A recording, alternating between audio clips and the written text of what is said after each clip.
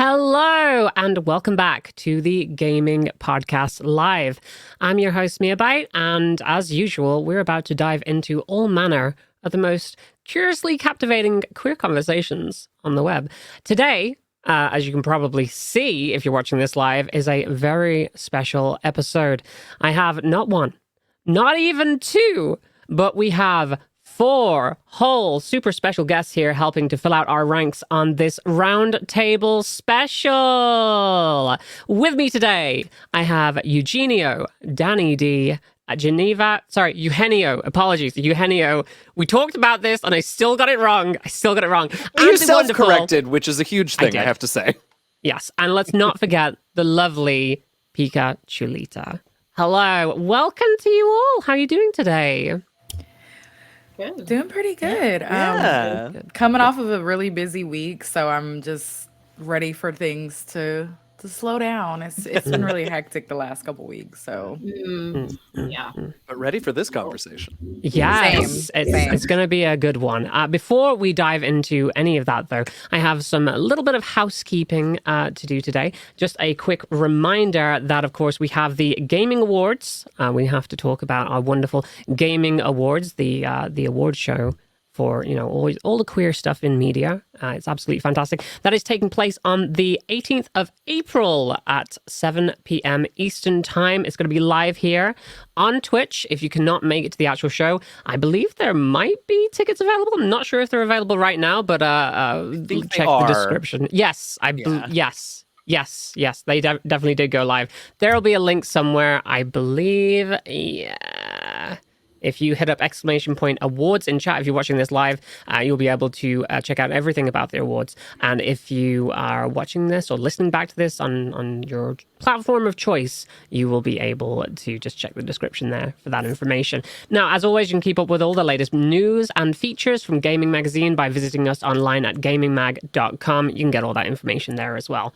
Right, so a massive welcome to you all to the podcast. Today, we're going to be having a really, really cool conversation, one that I've been very, very excited for. But before we get started with that conversation, I'd love to get to know each of you a little bit better. Why don't we go down the line and you all can introduce yourselves, tell us a little bit about you and what it is that you do. Let's start with Eugenio. Sure. Hi, everybody. I'm Eugenio. I am DMJazzyHands on the internet. I am a tabletop role-playing game designer and professional GM, and then also a streamer and a podcaster in my own right. And before all of that really started, I used to be a theater artist, a music director, and a musical theater actor. So we sort of roll it all in together. But I'm excited, and I'll actually be at the Gaming Awards. So if you're going to be there in April, because it's taking place in my hometown of New York. So if you're going to be there, say hi. Heck yeah. And of course, we have Danny D. Hi, I am an indie game developer, also game writer and a narrative designer. And yeah, that's basically what I will leave it on because I feel like I could just ramble and go too long. So that is what I do. That's how I spend my time. I will say that I've been doing indie game development for about 3 years now. So it's been a really good time so far. She's leaving out the part where she said she makes really good games, by the way. Oh! Thank you. Heck yeah. And of course, we have Geneva. Hello, I'm also an indie game developer. I've recently graduated last year from NYU's game dev program. I also am based in New York, so I'm probably going to be at the Gaming Awards. I'm going to figure that out. But I do a lot of programming for indie games like Validate, worked on the new Treachery and Beatdown City update that's going to come out in April. And I'm working on my own personal project, Skate and Date, which I hope to have released later this year. Yeah. And last but again, certainly not least, Pikachulita. Tell us about yourself, hon. I do want to say also, Validate's another wonderful game. So don't let them try to downplay their work. So my name is Pikachulita. I also go by Katie, Pika, etc., etc. Totally does not matter. My pronouns are she, her, and I am a digital content creator. The majority of the time I'm creating content on Twitch, and typically it's gaming focused content, but I have in recent years kind of branched out and started doing other forms of content. I have been streaming on Twitch since 2014, so a pretty long time. Damn. Sorry, I didn't know that. That's so surprising. Yeah, no, I'm kind of the veteran to streaming on Twitch, but I create a variety of different types of content because I play pretty much everything that's not, military shooters and sports games. I'm kind of all over the place, but my main sort of focus in sort of existing within the space, within the gaming space, is to create safe spaces and create fun, accepting spaces for marginalized identities of all kinds. I'm really big on DEI things. I'm working into getting into DEI consultation, and that's I think that kind of sums up everything for the most part. Heck yeah. Again, we have a wonderful selection of humans here today who are going to jump into our wonderful conversation, the special roundtable podcast. We're going to be dedicating all of our time today. We don't normally do this, but as it is a roundtable, we're going to dedicate all our time today to the big question. And today we're asking, why is diversity in video games so darn important? It doesn't say darn in the script, but I feel like it was out there. Right. So jumping straight in, obviously, this is a very obvious answer to this question, but for those who don't know, why is it so important that we see ourselves represented in the media we consume in video games? Does anybody want to dive in on that? I can start by just saying I think we could all have different answers and they would all be like the obvious answer, right? So I'll pick one of them and say that in terms of who's developing and writing and building these games, a diverse backend is just going to make things more interesting. I think about the way that we see that in tabletop, just because the development cycle is a little shorter, right?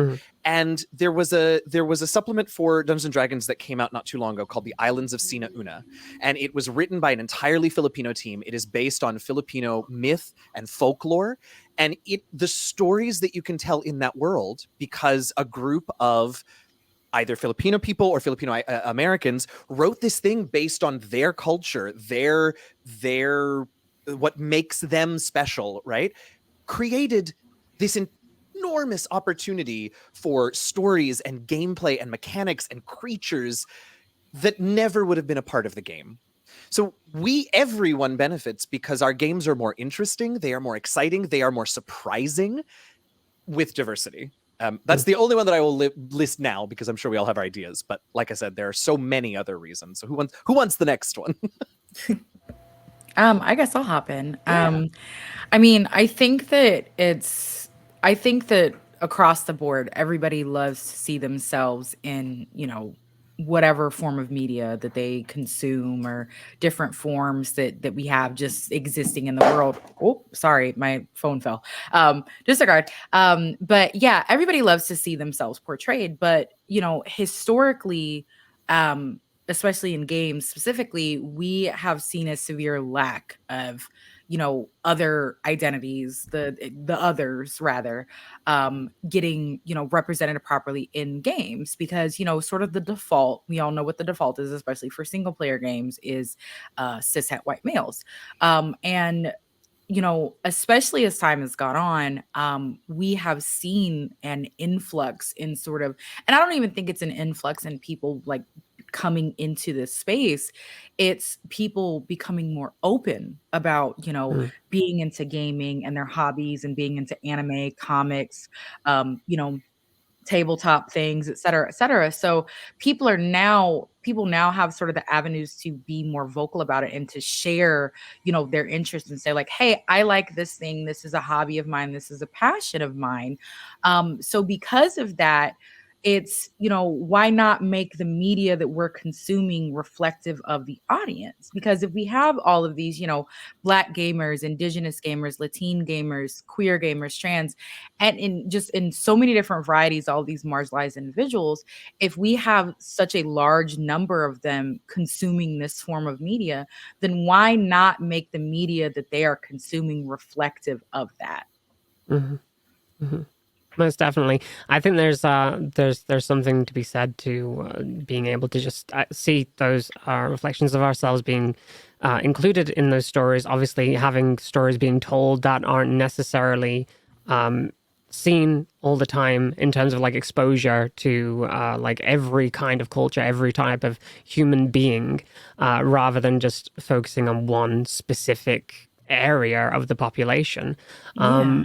And I think that also, because I recently actually did a webinar about Black representation in video games specifically. And when you sit down and you realize just how difficult it is to come up with a list, because part of that presentation that I gave, I listed both sort of good examples of Black video game characters, the ones that didn't like follow stereotypes and that, were animated and styled properly. The art was good, proper skin tones, proper hairstyles. Then I gave bad examples. But in going through those lists and then going through lists of examples of games made by, like basically Black development groups, the numbers are just, it's such a hard list to find and to come up with. And then that's when it sort of, I think you really realize to that extent, like just how severely it's so much like diversity in gaming is lacking.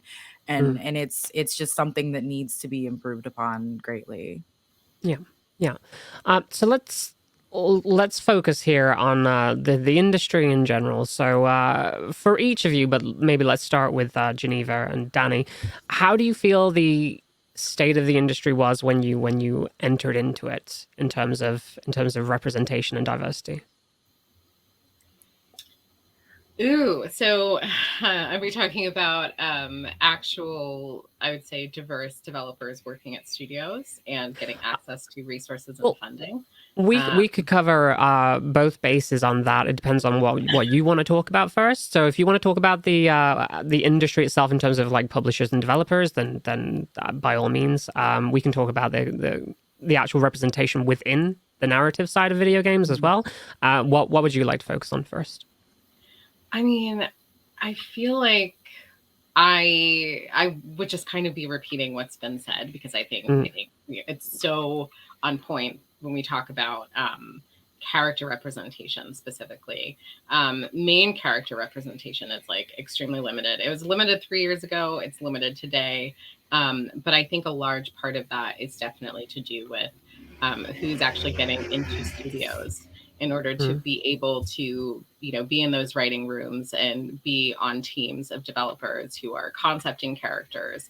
And also outside of like the big studios, it's also, indie teams who are the indies who are getting financed, who are getting significant amounts of money in order to sustain, a realistic dev cycle, like not 6 months, but, maybe like 2 to 3 years. That's a lot of money to hand over to a dev team, and a lot of I guess funding agents aren't necessarily shifting that money to teams that are like majority, I would say, diverse developers. I would say so. That's I can definitely say that almost 3 years ago it was worse than it is now, like significantly worse.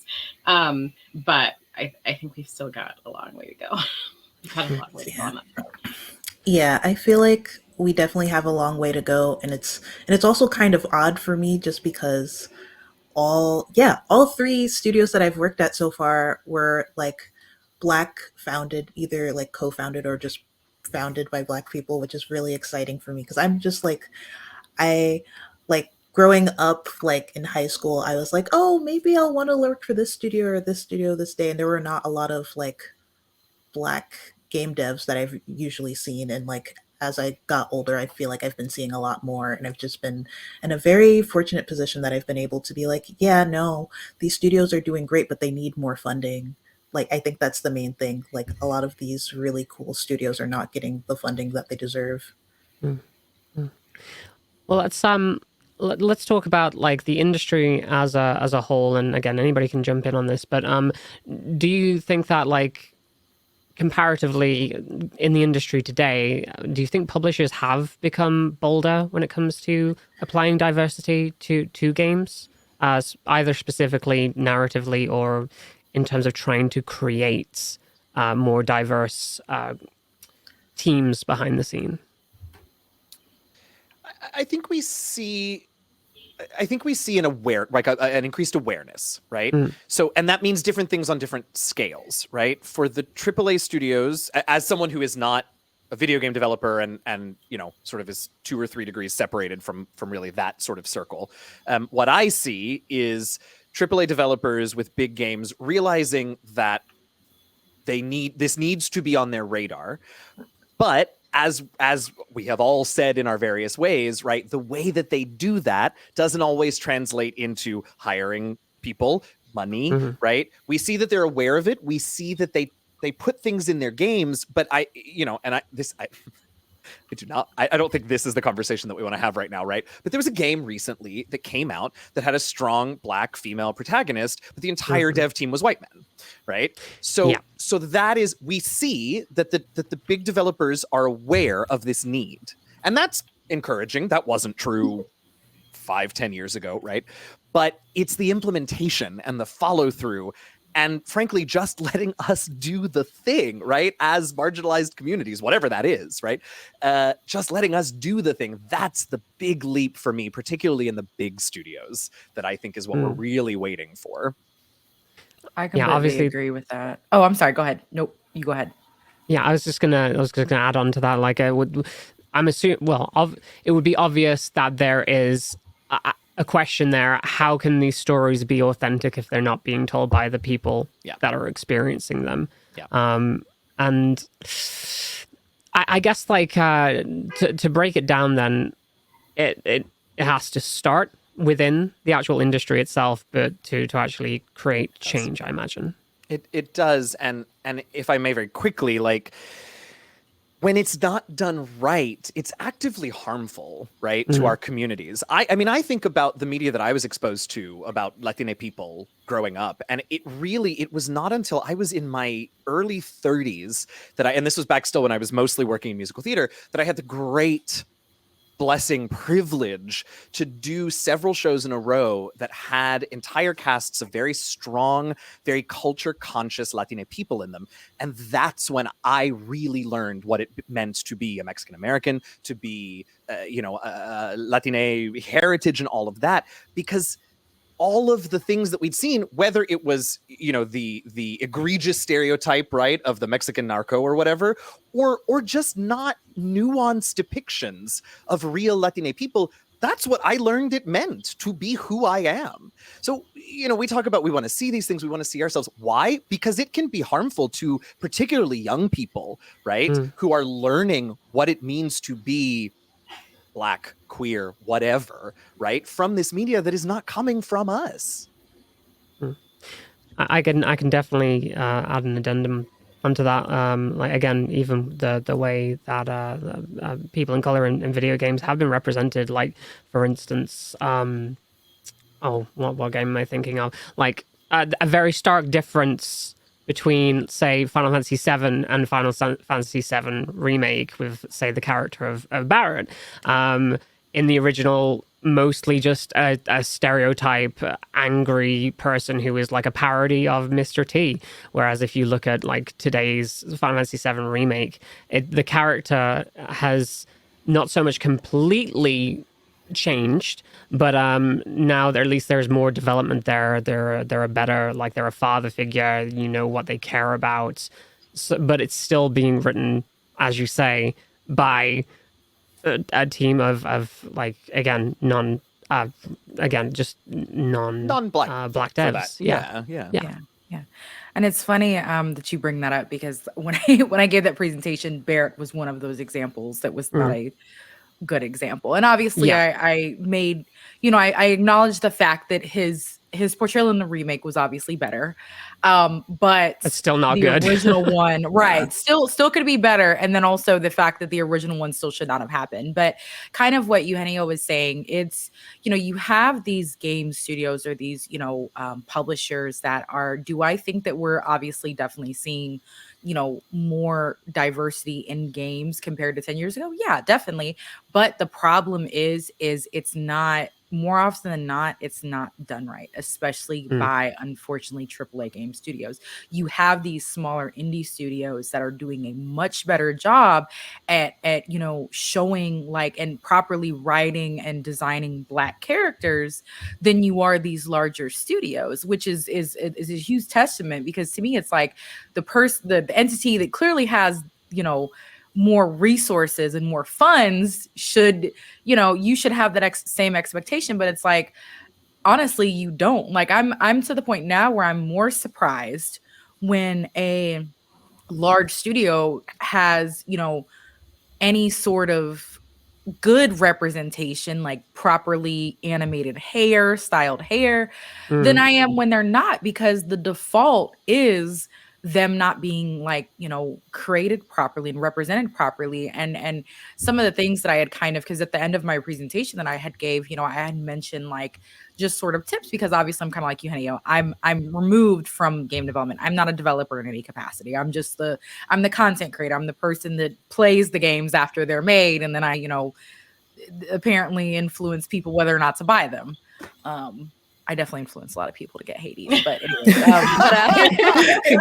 DMJazzyHands Games owes me a check. But it's like I gave some tips because I was actually presenting to a group of developers, and some of the tips that I gave was, it's not to say that obviously non-Black people cannot write Black characters, but the problem is when you sure, we can obviously do things like DEI consultation or whatever, but as we see in the case of the game that was mentioned, I'm fine talking about that. We can talk about the game. Okay, if you like. I wasn't trying to be shady, but okay, Forspoken. Forspoken, yeah. Based off of what I've sort of heard about it is they had people that they consulted for that, but they did not listen to them, and they didn't actively apply anything. So it's frustrating when it's okay, what is even, yes, okay, as long as these consultants got paid, great. But at the same time, it's why are you consulting me about this if you're not going to listen? And these aren't people, these DEI consultants are not just doing this. People for example, Tanya, my dear friend Tanya, that's in the chat right now. When she takes time out of her busy schedule to do this, she's not doing it just for a check. She's doing it to make improvements and to actively improve the state of, these characters in these games. It's not about her, obviously pay her what she's worth, but at the same time, you need to actively listen and apply the things that she is saying, because otherwise, what's the point? If I was doing, DI consulting on a game and then it came out and then they didn't apply anything that I said, I would be upset. So one of the things, just some of the little key sort of points that I had added sort of in that presentation was, obviously it starts internally. Hire more of these people. If you're trying to, make more diverse games, you need to hire people that are reflective of, the people that you are putting in the games. But also not just that, even if it's, you, for whatever reason, hiring directly is not possible, you have consultants, and you have resources and tools that are made by Black artists. One of the examples that I used was that there's an artist that literally has posted on Twitter free brushes for Black hairstyles, right? Completely free to download, right? So it's if you, to me, in my opinion, if you put in that active effort to, make improvements, you can do it right. But that's the problem is I don't think people are truly putting in that level of effort, because if you make your circle, and another point that I'd made was you're diversifying your circle, talk to Black people. Don't expect Black people to do the labor, unnecessary emotional labor for you. But if you obviously organically diversify your circle, then you find it very easy to portray these characters. The reason why I'm able to navigate having, as a able-bodied individual, I'm able to navigate, and not do anything that's offensive to my friends that are disabled. Why? Because I actively put forth that effort into learning how not to do that. So it's like, I feel like if I can do that as just a regular person, then these people in these, in these game studios, these publishers and everything else that have the money and the resources to do so, they have so much at their disposal. Why not do that? Yeah, I feel like another thing that I feel like game studios should do more, and that I really appreciated when I was working at Glow Up Games, was just mentoring people. Like, there's a lot of young Black, LGBT, and all types of other individuals that want to get in this industry, but just do not have the experience, don't have the mentorship, don't have like the knowledge that they need, because sometimes going to college or boot camps or whatever else don't specifically set you up for the jobs that are for games specifically. And I feel like once you like have like these entry level or junior level positions open, and actually try to like put in resources and time to like help these people stay in this industry, it'll be able to like have these games be more diversified, because there's a lot more diverse people that's willing to stay here and not just be like, well, that was awful, I'm gonna leave. Absolutely. It does feel like obviously the industry is growing and is slightly getting better in terms of like how you say, compared to where we were back in the Xbox 360 days, where every single character, I remember that meme image where it was every single like main character almost looked like the exact same copy pasted white guy on the cover. Yeah. Copy pasta, yeah. Yeah. Wonderful image. So, but there's something to be said there of I imagine like just the industry itself and how it started being like a mostly a boys club and mostly consisting of white people, that all the people in the positions of power today are still cis white men who are making all the decisions. And so even if it is slowly developing to get better, in the AAA space, a lot of those decisions are being made, and a lot of those teams are being put together by, again, people who aren't necessarily diverse themselves. So let's look at games, for instance, in general, at the actual content in games. I know you mentioned earlier, you mentioned hair in games, for instance. What is everybody's like feelings of character creators? Because I've seen so many complaints about character creators are getting better, but there's still a massive lack of diversity in terms of, again, hairstyles. What's your opinion on that? I feel like between modding The Sims and playing Animal Crossing, I feel like that spoiled me. So I'm like, if I don't have at least like 3 different Black hairstyles and like enough like different skin tones, I'm gonna be a little upset. Most definitely. Yeah, I mean that's actually, again, it's so funny that you're like hitting on things I literally had discussed during the same exact presentation I gave like not even like 2 weeks ago. That was one of the things that I had actually mentioned, was about character creators, because one of the prime culprits, since it's okay for us to name things, Soulsborne games, absolutely atrocious. Yeah. Red Dead Online, absolutely atrocious. Red Dead 2 Online. Games that very much surprised me with the level of sort of the good customization and what I consider to be good customization. And I feel like I probably am speaking for the rest of us here when I say this, is a wide variety of skin tones, and not like, 20 different shades of white and then like someone maybe my color and then brown and then dark skin, and it's like 3 shades of like black, or someone that's melanated, and it's like but that plus the hairstyles, obviously, and not not just the little the TWA, the teeny weeny afro, or which is still a very valid hairstyle, but more than just that, and then the god awful poorly designed cornrows that are like a mile apart. So absolutely atrocious. Right? There's so many bad ones. It's so funny. I feel like there's more examples of bad character creators than and like bad black hairstyles than good ones. I've literally seen some games where they looked like the kinkier coils looked like soap suds or like mold. And I'm like, what is happening here? But some games that I can think of that did have like good options were surprisingly Monster Hunter World. And then also my husband, so I don't play this. My husband plays Phantasy Star Online 2. And the customization in that is like, I can't even believe that a game like that has, I mean, it's an MMO, but like the level of customization is just phenomenal with that. And it's like, and obviously we have, Sims content creators that are creating custom mods, like X Mira and people like that are creating wonderful things, right? But it's like, we should not have to mod games to get this, you know what I'm saying? Yes. Like, it should be in the game by default. And it's like, it's just, I don't know. And maybe this is coming from me as a Black woman, but it's just like, especially now, because like we're seeing this uptick in like the natural hair care movement, protective styles, things like that.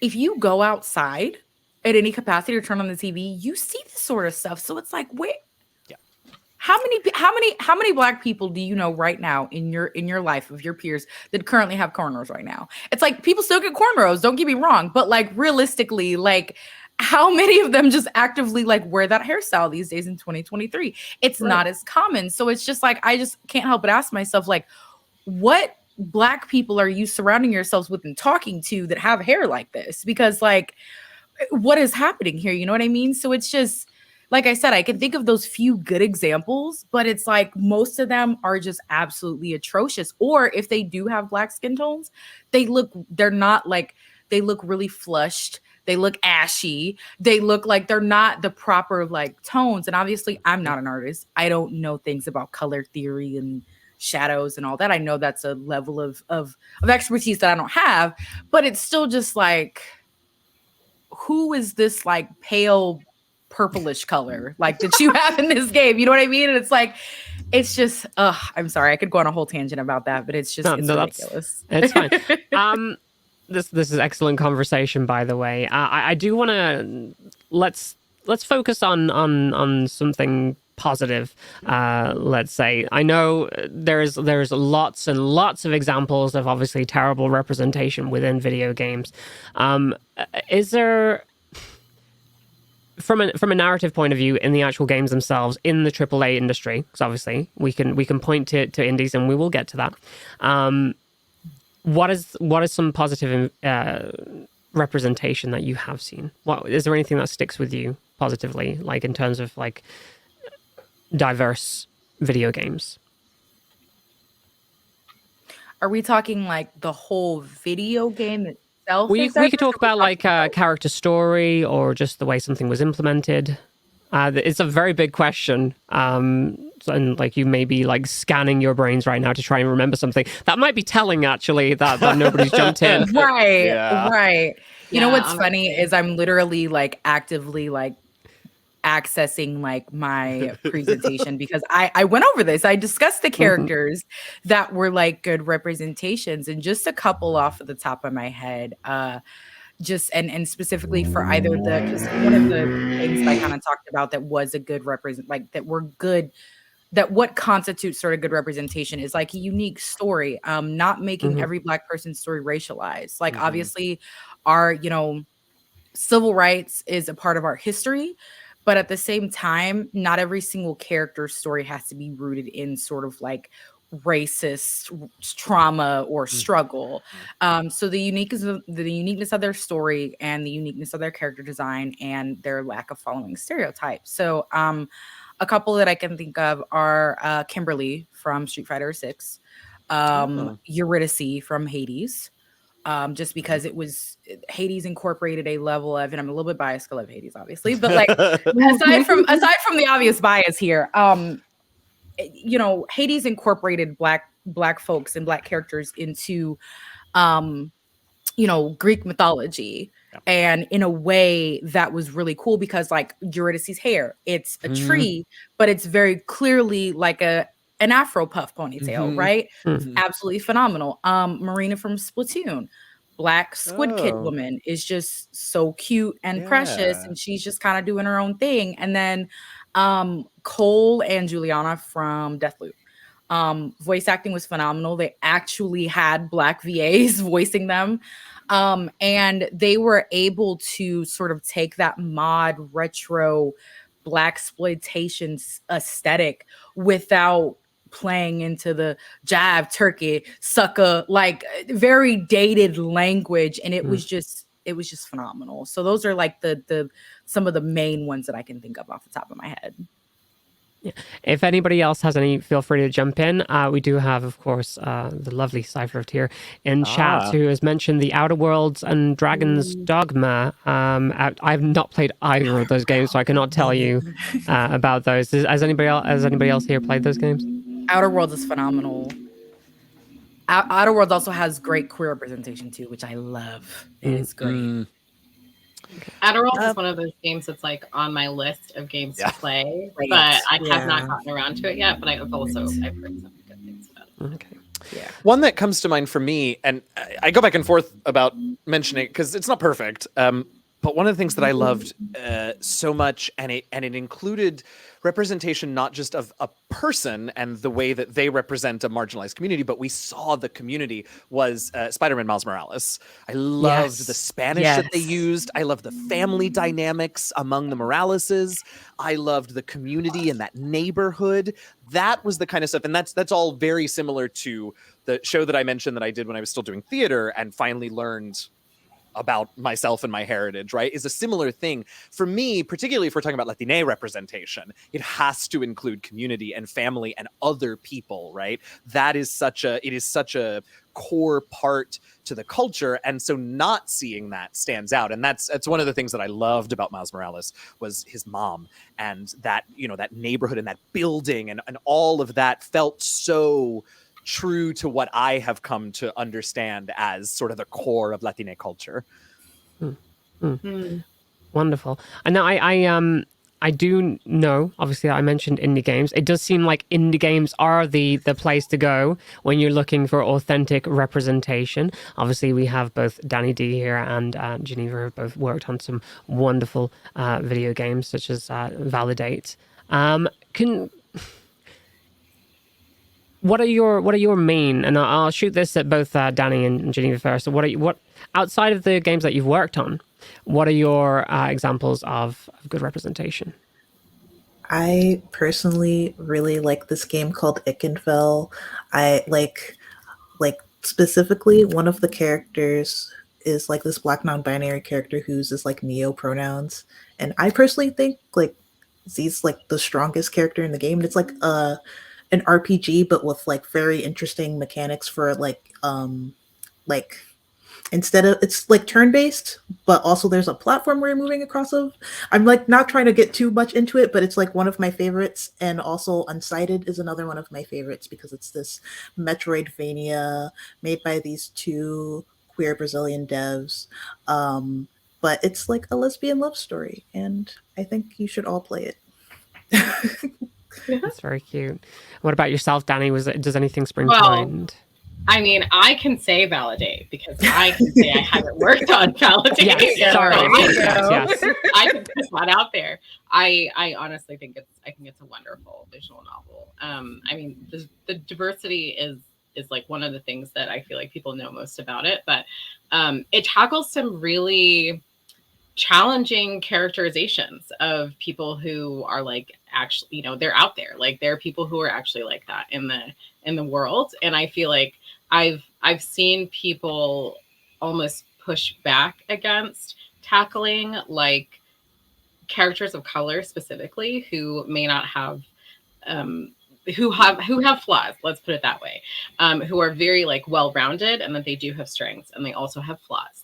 And there's this idea that, you know, media that's made either by indies or by studios should not explore that side of marginalized people, is that they might have some issues, and Validate is not afraid to do that, and I really value that, because the way that Validate approaches that is from a very sort of like well-rounded perspective, and that like the early stage of a character might be pretty unlikable. But, you actually explore their whole journey, and you see them grow, and you see them make different decisions. And it's just kind of like, we can't be afraid to have, marginalized characters start being really repellent, for example, because there's journeys that they should be allowed to go on too. And I think that Validate does a really good job with that. And then on the flip side, I really like this. I don't know, this is totally me being biased because she's my friend, but she is an indie visual novel developer named Owl, who publishes like otome games under her studio title Jellyfish Parade. And I love what she does, because I would say like some of the games I've played of hers are not rooted in realism, but they always contain characters of different ethnicities, some really cool Black characters. But like her latest one that is, it's coming out soon, so please look out for it. Balatonata follows, an android. So the main character is a Black woman who's an android, and she exists outside of the rules of like modern, realistic, current, American society, or even just like our world. Let's put it that way. So, but at the same time, like it's clearly very much a Black female character. So I feel like there are indies who are out there who are approaching both telling stories that are rooted in like real world issues that we encounter, and sometimes a lot of the time it's going to be racism. It could be, like homophobia, it could be transphobia, just all manner of isms that we come up against. And then there are indies who are also exploring like the speculative fiction side of things, where we get to be androids who are in like, futuristic societies, or cyberpunk, or fantasy. So yeah, I mean, I'm always like, I'm just hyping up the people that I like because I know the work that they're doing. But yeah, I mean, I give them money because, they're exploring things that I think AA and AAA studios are not like quite approaching yet. Sorry, Mia. Go ahead. Just real quick. Go ahead. I love that you brought some of that up, Danny, because one of the other things I think about, particularly at the moment, I'm thinking of this more particularly with queer representation, is for so long we in the queer community, right, just fought to exist, right, in any media. And I remember when the refrain was, right, we're just like everybody else, just put us in there, don't make it the point, just let us exist in the world. And that's still a goal.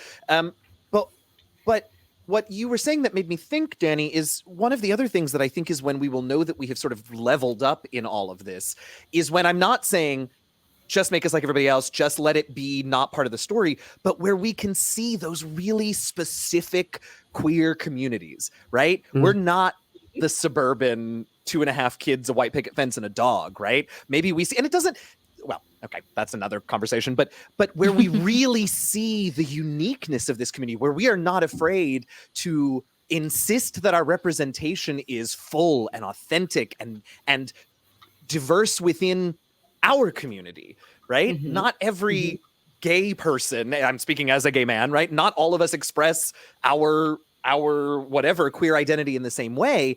And we've been trying so hard to get any way into the media. I'm excited for when we can finally level that up and say, now let's get it all in there, right? Because that's another thing. You learn how to be the sanitized queer from the media that the big studios and the big whatever feel safe putting in their games. It's got to be more than that. It's got to be more than that.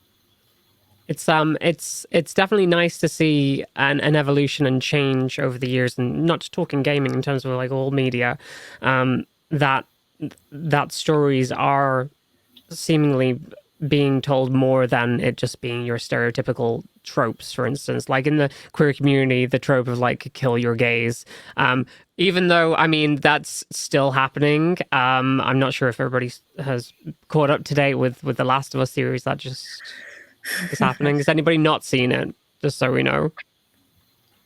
Okay. I'm all caught up on except for the last week's episode, but I've seen everything prior to that. Yeah. So if we're talking about episode 3, for instance, so they actually were able to tell like a gay romance story. Spoilers for people who didn't see it. It might not end the best way, but it wasn't in the very tropey kind of way that past media would have like depicted this kind of relationship. So it's definitely nice that we're progressing to a place where more complex and real stories are being told in media without having to overly rely on tropes. Again, long way to go. Let's switch focus slightly and let's talk about again the industry again, but in terms of like resources for say like indie developers, for instance, with your work with Split Fate and let's say High Elo Girls. Like what kind of resources are there available to you right now as part of the industry? Like are there groups or like funds or anything like that to help push diversity? Yeah. So this is a fun topic because I feel like I have been orbiting the game space for a while, but I didn't really start jumping into developing games until maybe like 2020. And we also know what happened the summer of 2020. You know, we had the George Floyd protests, and so we had a lot of sudden visibility and a lot of, I guess, industry interrogation of, you know, what the inequalities are at a variety of different levels of I guess, studio resources. So like people from indie were looking at lack of representation, both in like, you know, the fiction narrative side, but also at the studio side. People at AA studios, people at AAA studios were looking at that and trying to figure out, okay, so how do we try to resolve that? You know, we had like mentorships pop up. You know, there were programs that people could apply for, specifically Black people could apply for in order to, you know, get access to career shaping programs and opportunities. But there were quite a few, I would say, agencies or organizations, you know, pledging commitment to like financially support and sort of like provide opportunity specifically to Black folks who are trying to either get a foot into the industry or just kind of progress their careers. Not a lot of those organizations, I would say, genuinely followed through, but there have been a couple, and I am actually very lucky to be working with them and be supported by a couple of them. So the Black Game Developers Fund, which is funded by and sort of supported by Humble Bundle, is one that actually has been enormously helpful in getting just like more funding for High Elo Girls, which is my little esports game that I'm really working hard on.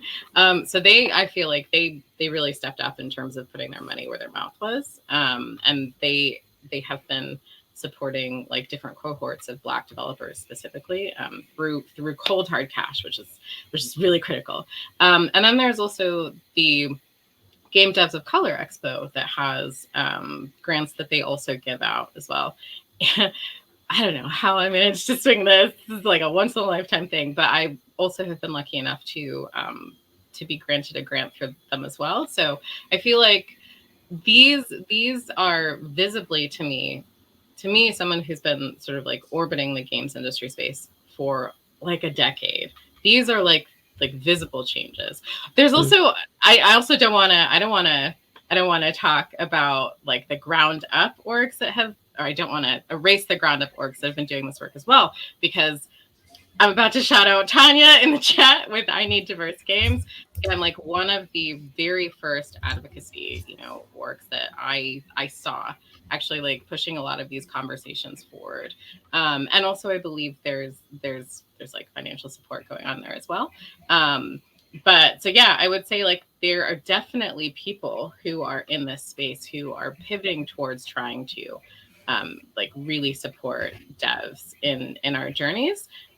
There are fewer than there should be based off of, you know, the 2020 like PR response to, oh, we really want to help, but like that's not actually converting into, you know, sustainable programs. But the ones that are, I would say the ones that are out there are quite good resources. At least I have been quite lucky to know who they are.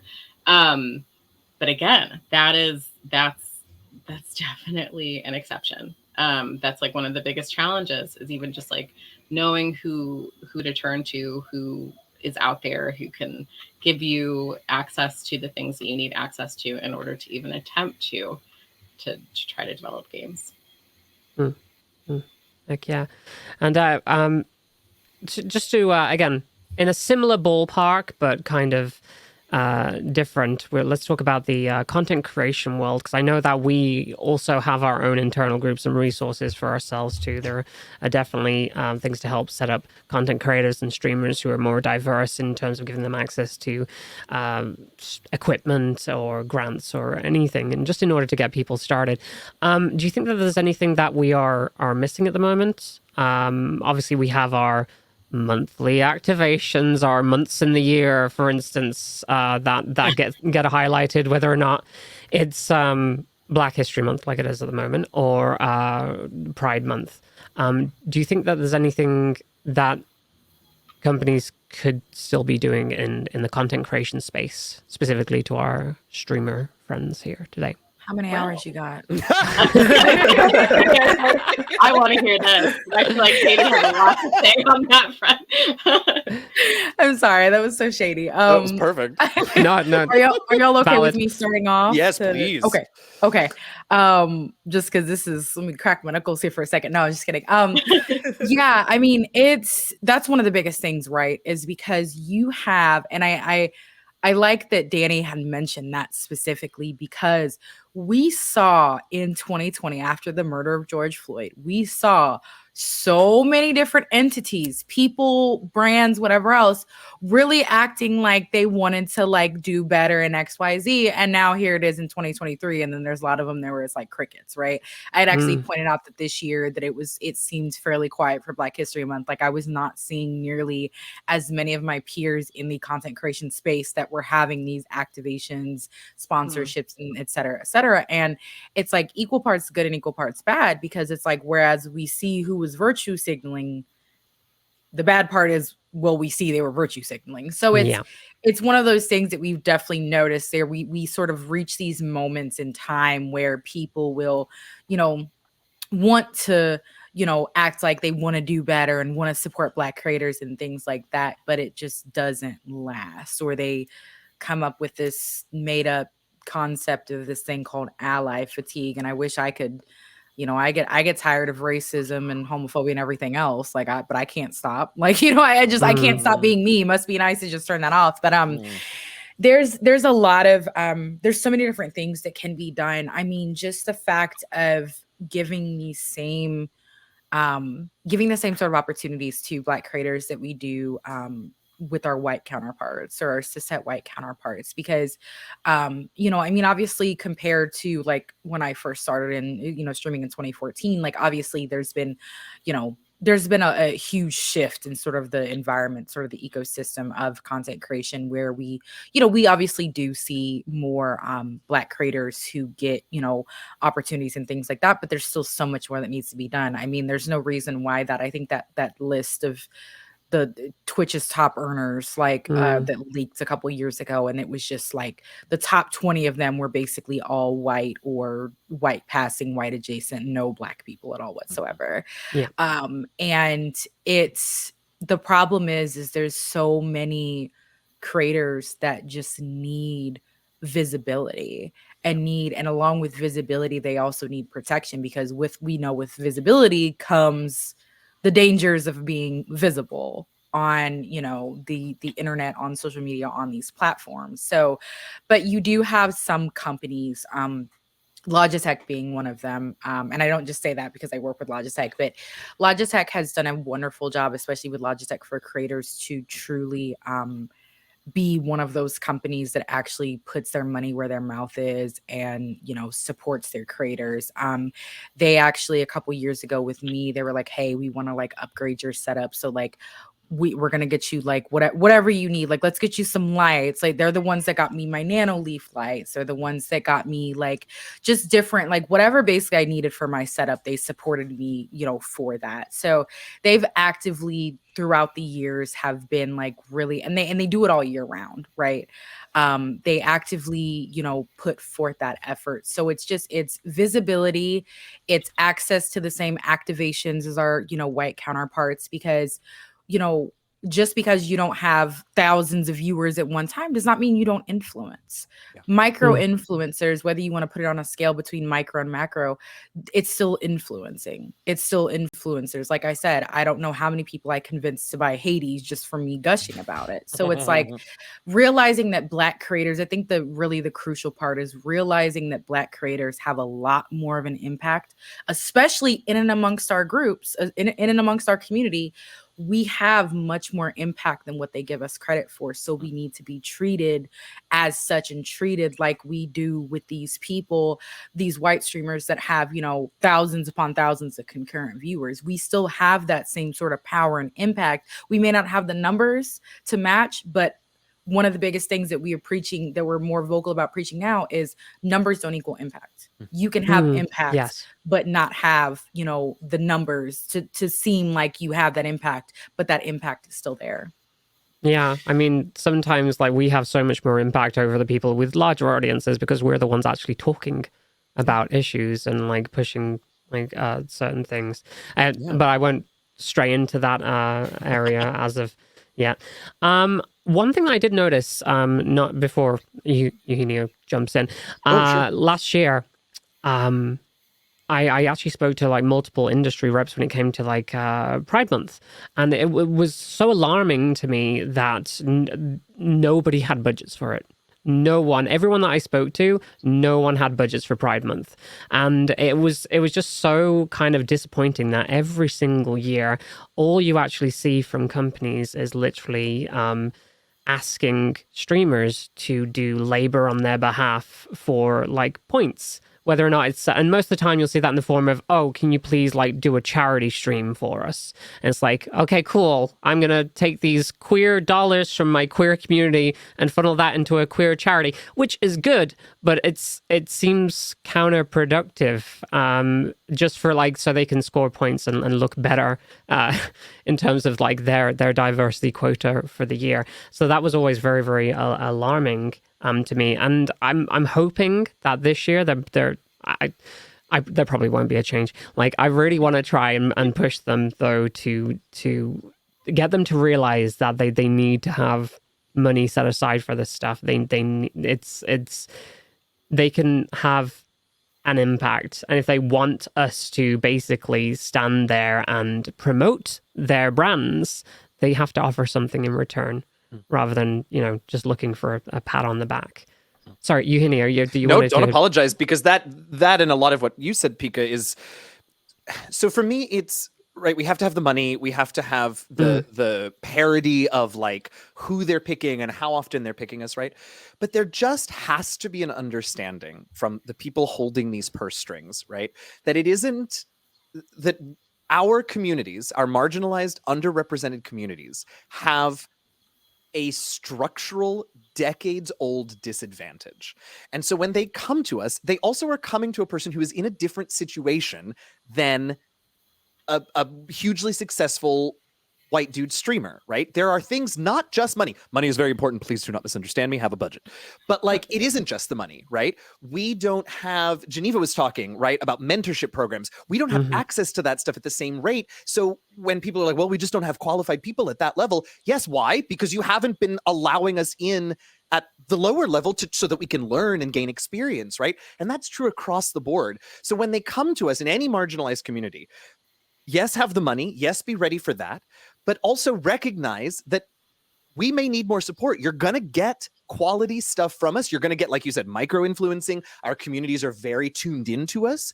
But we may need more. It may not be enough to toss us a stipend. You may need to say, like Logitech did for Pika, right? Here's some things that we can give you. What can we actively do to get your setup improved? What do you need? What do you not know? What do you whatever, right?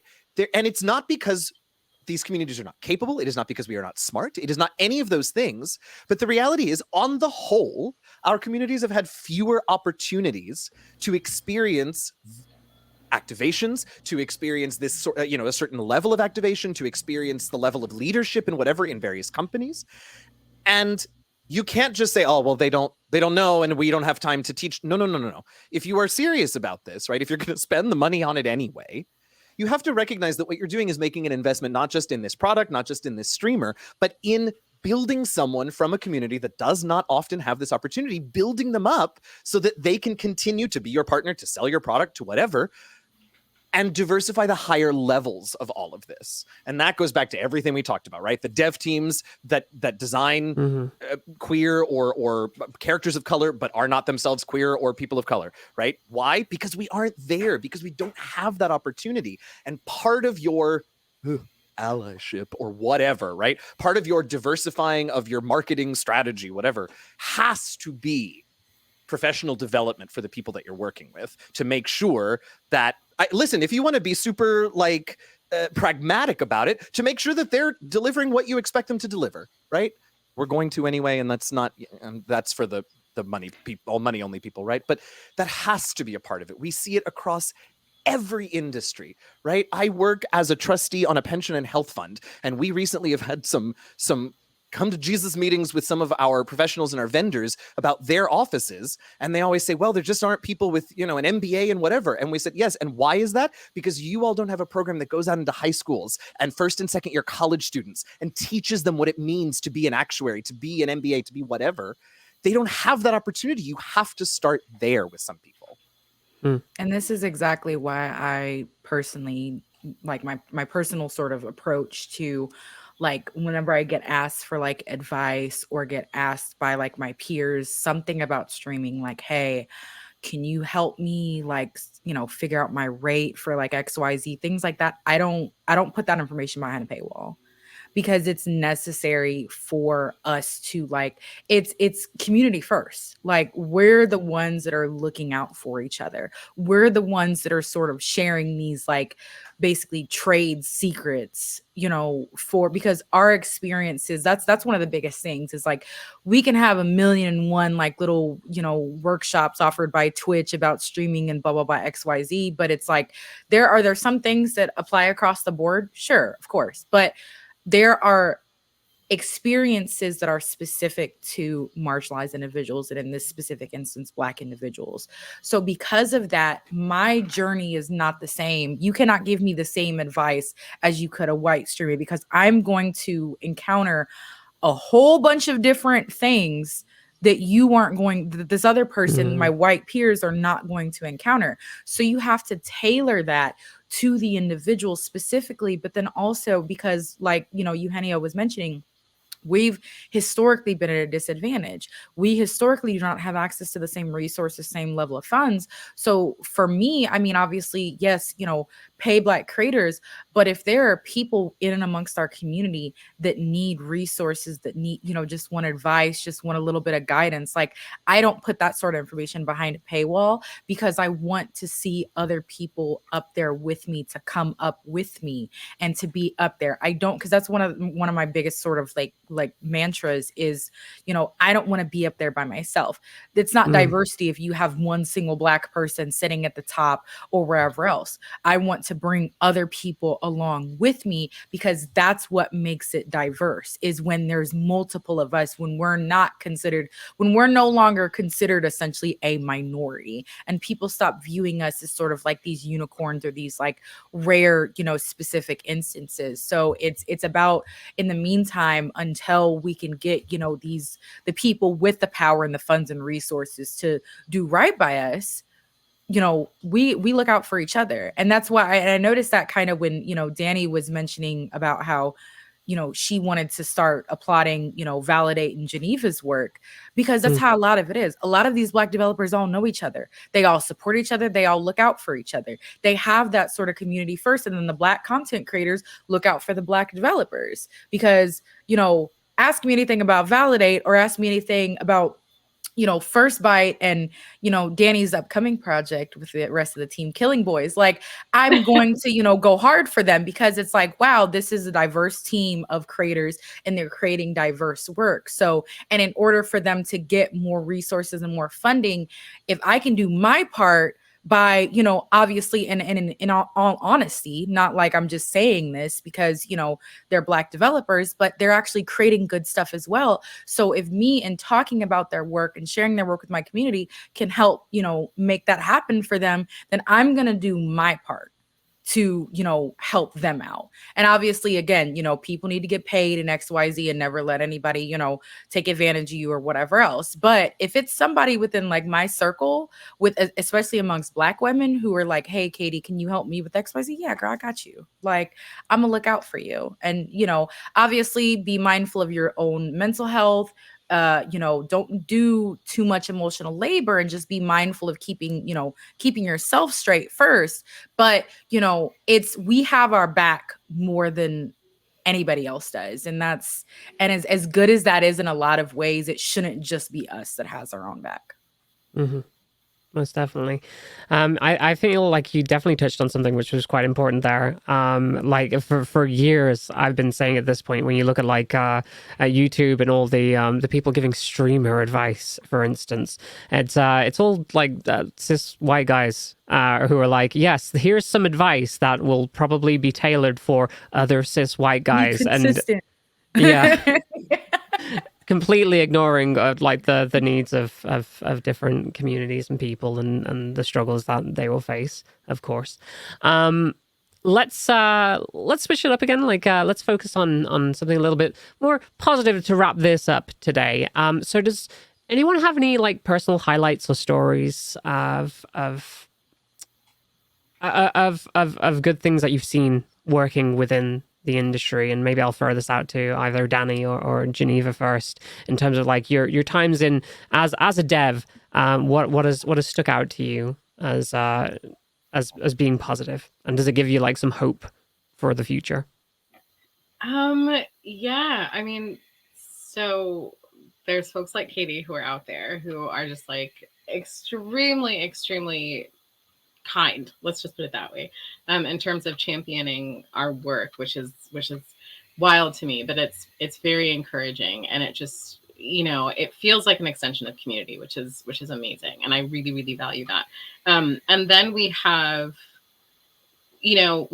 like, I've seen communities pop up within the last, I guess, yeah, it's like 3 years maybe, that previously I had not seen organized to such a degree. So I'm going to call out Black Card members, which I would say skews quite young, but like it's the kind of community I wish I'd had when I was like a teenager online. Specifically because it's a community for young people aspiring to become like professionals, professional artists, professional developers, and it's very wide in its scope. So it strives to be diverse and inclusive, both in terms of race and ethnicity, but also in terms of sexuality, which like traditionally in the gaming industry has been a struggle. It's, and also gender as well. Like it's very trans inclusive. So it's like brown, Black folks who are queer and trans, you know what I mean? Like that kind of energy is quite recent, I think. I hadn't really come across it in that much of an organized manner until fairly recently. So that's just like a huge plus for me to see. Also in terms of like inclusive on the disabled front as well, and just sort of like different marginalizations. I think BCM is like this crew of young people who are organized in a way that, again, like my generation wasn't really. So that's very encouraging for like, the forward momentum that we're seeing on like the developer side as well. A lot of these people are going to end up being developers who are releasing content in the next like 3 to 5 years, that sort of thing. And then also there was recently the Black VN Jam, which was like really nice to see,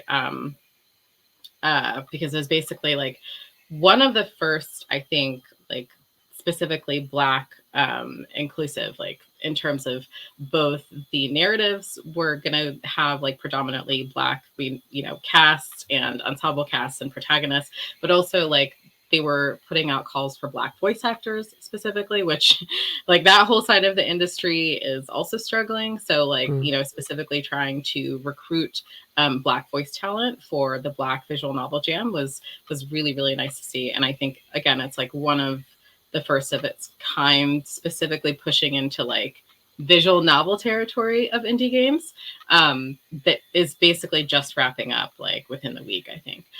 So we're seeing like it's encouraging to me because, again, the best stuff, the best sort of like evolution or progression, I would say, definitely comes from inside.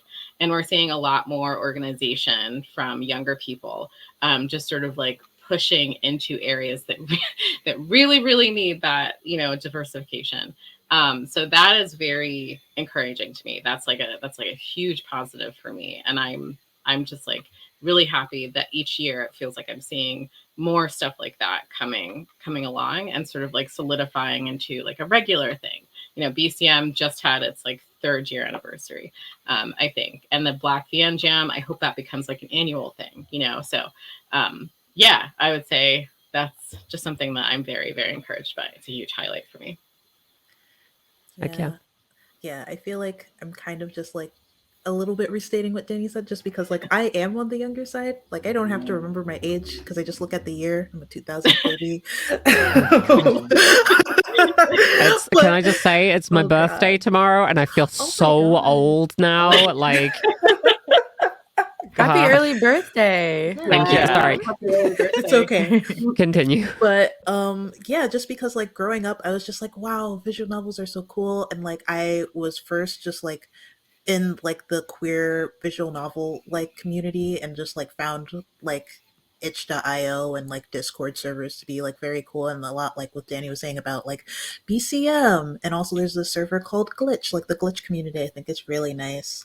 And also the Black VN Jam, which I hope I finish in time.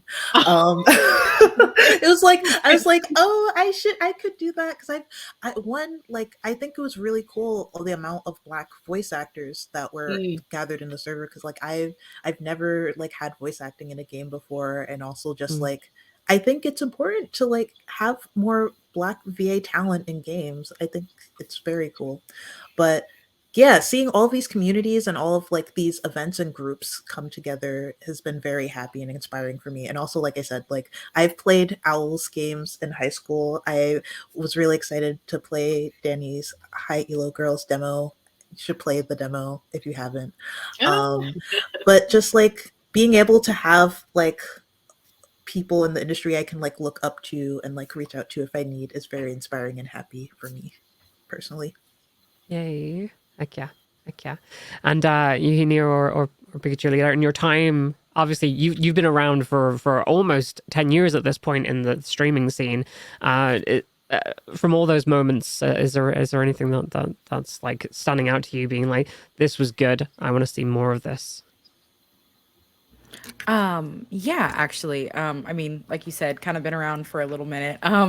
So like I had mentioned earlier, there's definitely been a shift in sort of the ecosystem, because back in 2014, it was kind of just the wild, wild west. We didn't have these different groups, specifically for, really most marginalized groups. We really didn't have that specifically for, Black groups, Black communities as a collective. But now, obviously, over the years, we've seen these pop up and they've become more prevalent. BGG, the Noir Network. There's just so many different entities in this space that are just doing such good work that I'm proud of. I Need Diverse Games. Like, there's also a server that I'm a part of, and I can't think of the name of it. Saved my life. It's a Discord server, but it's like one for specifically for Black game professionals. So it obviously makes me super, super happy when people come together and are able to make really good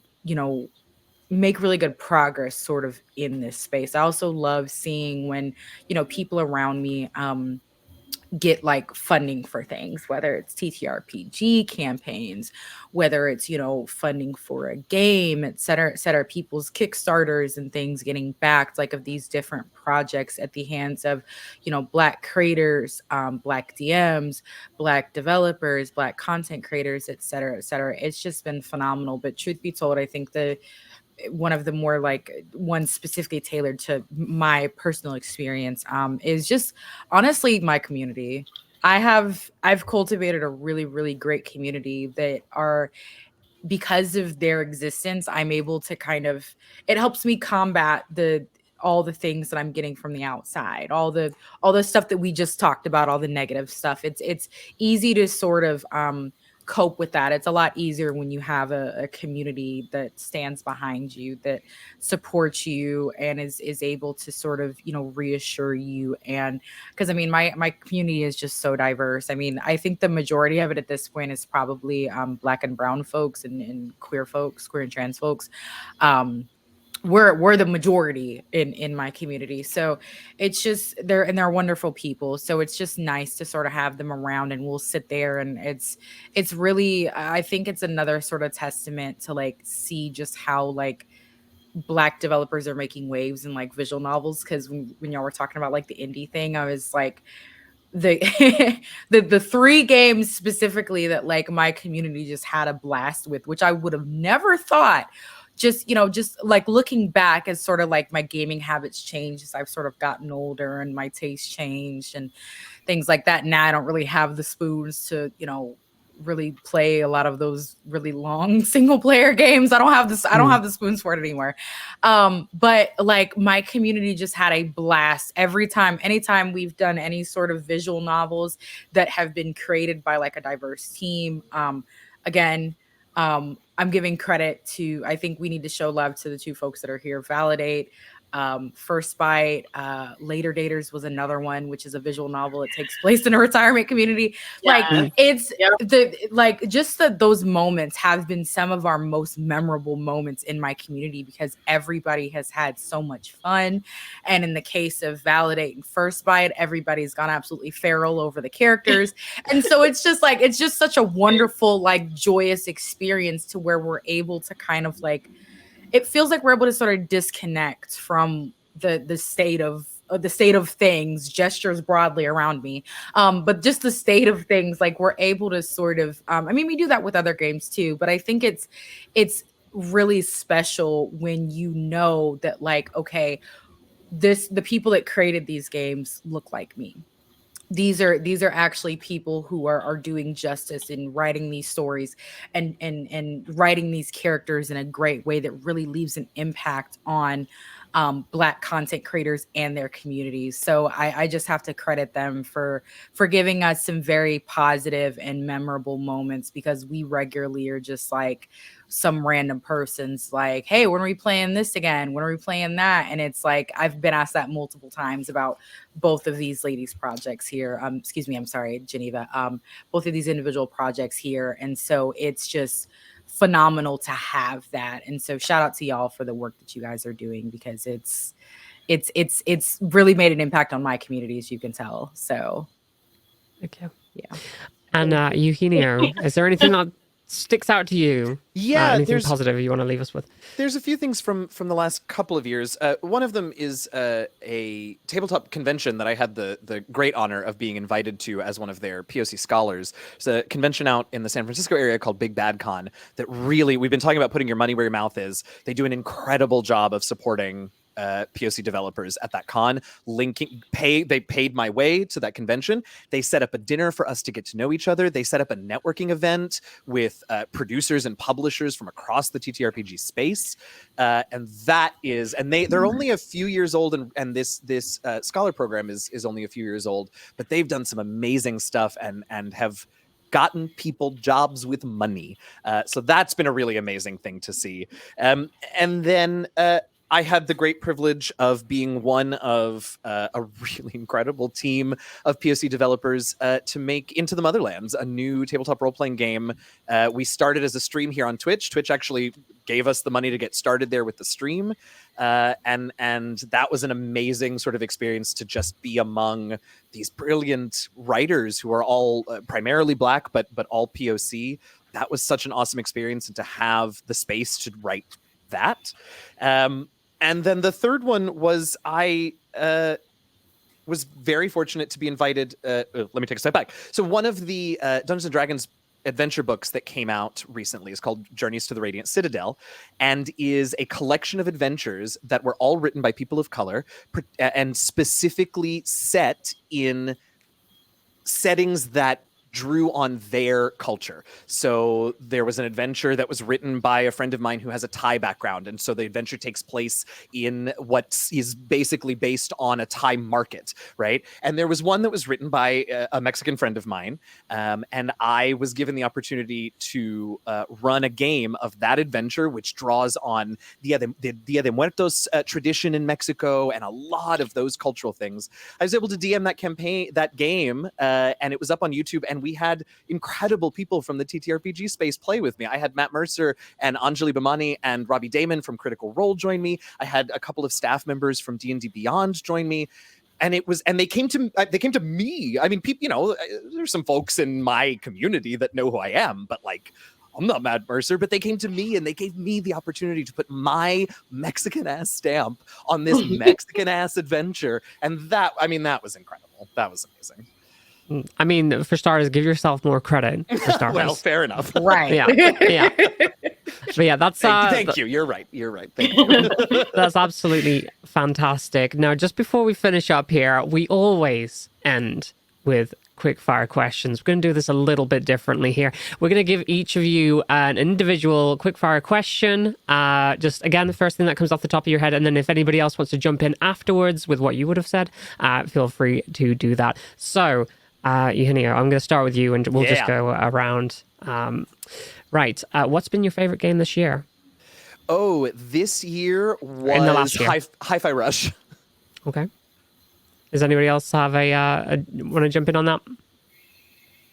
No favorite games? Okay, no worries. Okay. I'm just trying to figure out what we played this year that actively came out this year. Like, it's difficult, isn't it? It's hard. That's the point of quick fire questions. We'll go to the next one. If you think of anything, you can always butt in.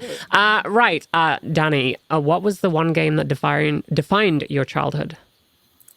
Oh man, I'm always like, it's so wild to say this, but Mortal Kombat. Oh, I love that answer. Wow. Mm-hmm. I know. I always disclaim this by saying I started that when I shouldn't have. I was like 10. And those games were not for 10-year-olds because they love to do the whole our fatalities are like the most gruesome things you should ever see in your life. But yeah, I'm always going to be in love with Mortal Kombat because it's my childhood. Okay. Does anybody else want to jump in with their childhood favorite? Mine's probably pretty obvious as per my name. Right. I don't think it needs to be said. But... Right. Geneva, what was yours? I was going to say Paper Mario and The Thousand Year Door. I'm just a big fan of RPGs. I can't help it. Mine's Zelda Ocarina of Time. Oh, yes. Oh, yes, definitely. Fantastic. Yeah. Okay. Geneva, what game do you most want a sequel to?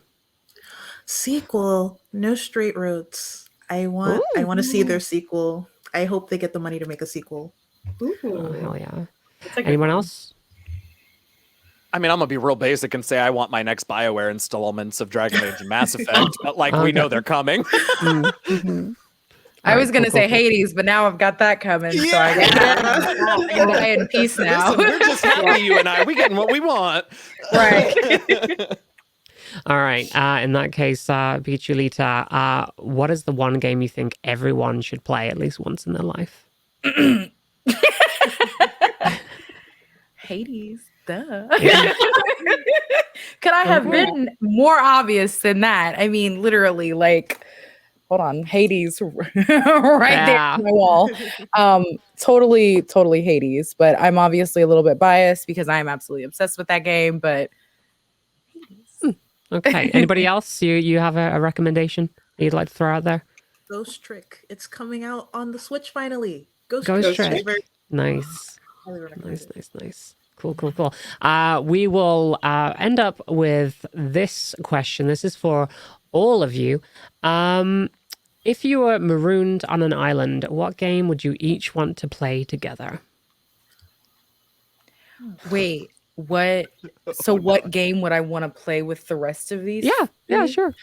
Oh, that's a really interesting question. I would want it can't be something like Smash Bros or Mario Party because then we go fight. So I want something like not Destiny. What's it called?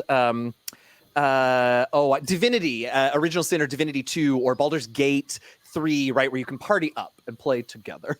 Because I am too competitive for a desert island.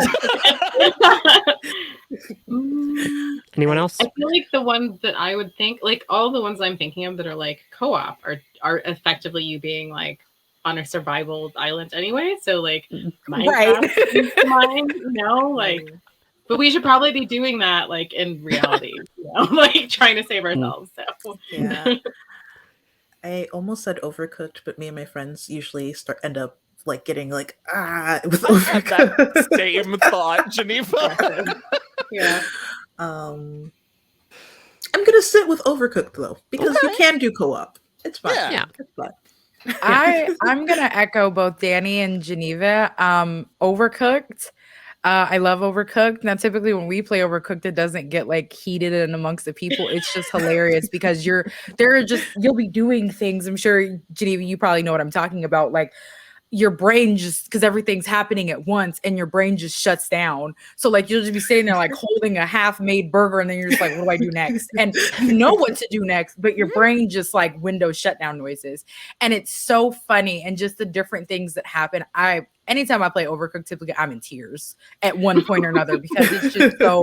Somehow, one time I ended up, it was like a glitch. One of the pizzas I was going to put in the oven, I guess I moved a little too fast for the game, and the pizza ended up on top of the oven, and it was just that was it. Like you couldn't get it down, so it's chaos, but it's so funny. And then I feel like, to Danny's point, like doing something like Raft, would maybe give us ideas on how to like survive maybe or something. Like, we did this in Raft the other week, we should try this. So that's my story and I'm sticking to it. It's a fantastic job that you have a generator and all of those video games and consoles with you at the time to give you all those good ideas.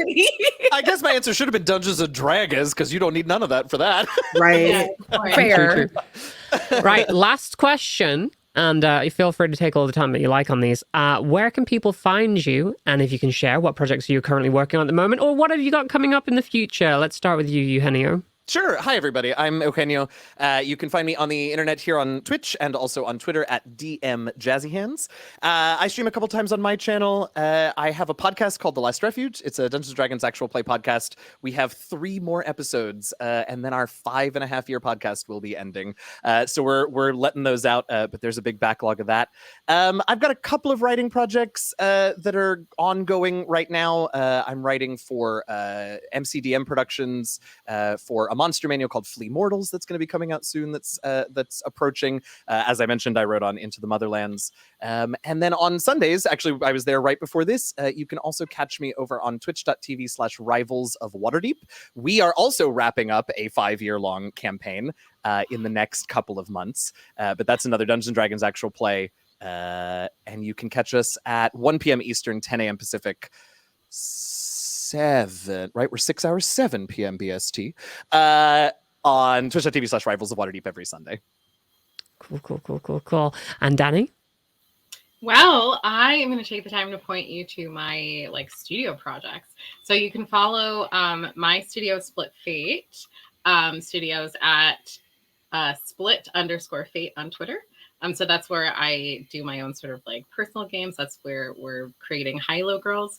And then I also am a co-dev with a bunch of other cool devs at First Bite Games on Twitter, and we just pushed out our DLC for First Bite, our completely ridiculous vampire game that I'm pushing because I love it so much. It's like my baby. And then actually, I would say the next year, maybe like summer sometime. I actually don't know the exact launch date. But I've been working on very privately some of the writing and narrative design for a game that is coming out called Viewfinder, which I'm really, really excited for. So I would love it if you guys checked it out. I think it might be Viewfinder Game on Twitter. But you can also Google it. It's going to be fun. It's like a puzzle, like a 3D puzzle game. And yeah, I'm very excited for it. Heck so yeah. Please And check it out. in the meantime, until that comes out, go play that High Elo Girls demo. Yes. Yeah, it's up. We're actually going to push a new one like later this spring, but you can definitely try the one that's up there now. So Heck yeah. Geneva, what have you got coming up? So Where can people find your stuff? you can find me on Gensuta on most platforms, Twitch, Twitter, Instagram, etc. So GENSUTA. I am still working on Skate and Date. I'm hoping to put out a new demo in March and release the game later this year. I have been working with my friend Eve at Belitzy on Twitter, who's going to be doing like CG art for the game so that I don't have to do all that. But besides that, my work that I got to do on Treachery in Beatdown City will be out in the new update coming April 27th. So look out for that for the new update that's coming out on Steam, Switch, and I think Xbox. I think that's it. Yeah. Wonderful. And Pikachulita, where can people find your stuff and what you got coming up? Well, I am the main platforms that I use are predominantly Switch and Twitter, but also Instagram. Same across all platforms, Pikachulita. I'm not currently, the stuff that I'm currently doing is stuff that's like I can't really talk about just yet. NDAs are fun, aren't they? But I get to do something cool in a couple weeks. I get to get a first look at a game that I'm very highly anticipating, and I'll get to share once that time comes in a couple weeks. I'll be posting on socials and just like about what I'm getting to like look at and what I'm getting to do with it. So I'm excited for that. But just aside from that, lately I've been just doing some different panels and stuff, traveling, doing those, and gonna possibly be going to the Game Devs of Color Expo. Hopefully, fingers crossed. So that's in the works. But aside from that, I'm trying to branch out. And like I said, getting some more DI consulting in games, and also potentially step into the realm of doing stuff with anime and really sort of talking more openly about that. And potentially, ideally, would like to start working with entities like Crunchyroll and different things like that. So fingers crossed for that. Heck yeah. Awesome. If you check the description, you'll find all of those links down there. Or if you're watching live, you can, of course, use the command. All the links are in chat. Right. Fantastic. Thank you everybody for joining me today on this episode of the Gaming Mag podcast. And a big thank you to all my lovely guests. We will be back next week on the channel. We'll be back in 2 weeks' time with the podcast, but next week we'll have Let's Go Gaming on at Sunday at 8 p.m. BST or your regional equivalent. So make sure you don't miss that. Get together, do some charity stuff with some other cool queer content creators, play some fun video games.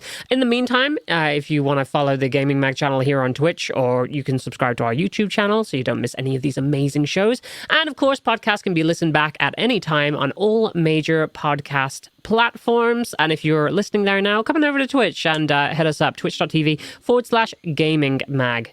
Okie dokie. Well, whatever Sunday you decide to tune in, there's always going to be something here on the channel, so make sure you get your butt in here and you hit that follow button. You do that for me. But until then, don't forget to keep reading and watching Gaming Magazine. We will see you next time, everybody. Bye for now.